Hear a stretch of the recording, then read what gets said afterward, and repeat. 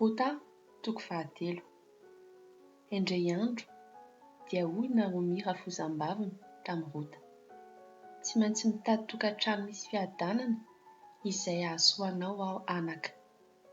Fantatrao fa havantsika i Boazy, sady ianao efa niara-niasa tamin'ny vehivavy mpiasany. Indro izy hikororoka vary orza ao am-pamoloana any Oalina.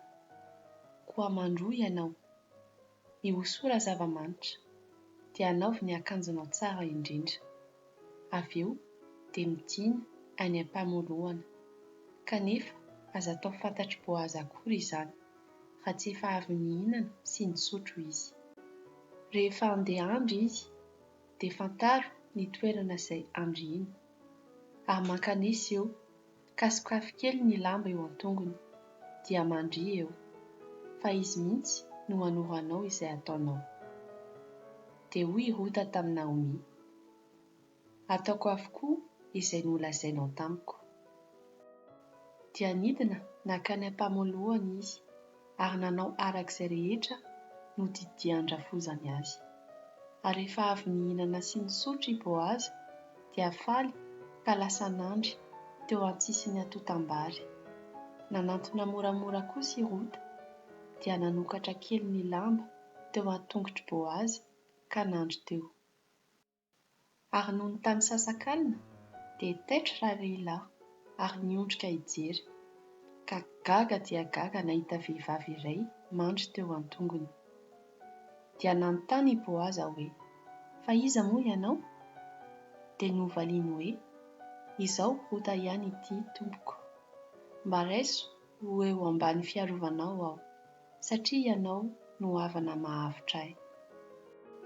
Dia hoy Boazy hoe: ho tahiny tompo anie ianao ry Rota. Ny firaiketam-po nasehonao tamin'ny fianakavian-drafozanao tamin'izao faran'izao dia tsara lavitra noho ny tamin'ny voalohany. Fa tsy nanaraka ireo tovolahy na ny mahantra na ny manan-karena ianao. Koa ankehitriny aza matahotra ianao, fa izay rehetra lazainao dia ataoko ho anao, satria fantatry ny olona rehetra eto an-tanàna fa vehivavy mendrikaja ianao. Marina tokoa fa izao dia havana mahavitra anao, kanefa mbola misy havana akaiky kokoa noho izao mahavitra anao. Mijanona eto ianao izao alina izao, fa anio maraina raha hitondra lolohanao tokoa izy dia tsara, aoka izy no hitondra lolohanao.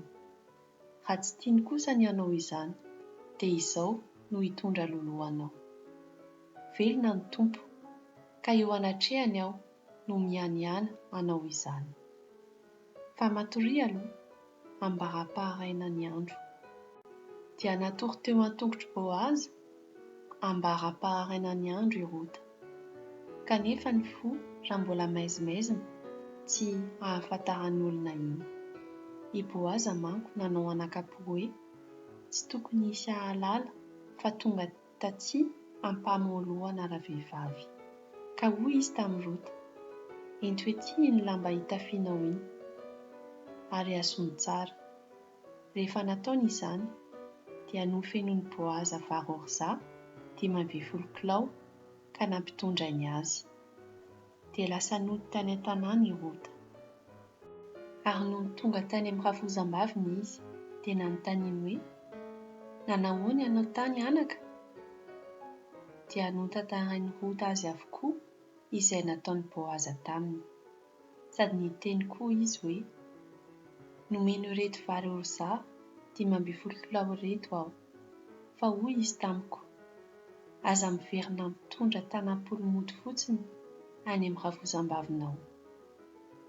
Dia hoy Naomi hoe: mipetraha eto anaka, mandra-pahafantaranao izay hiafaran'ny raharaha, satria tsy hijanona i Boazy raha tsy vitanan'io ihany ny raharaha.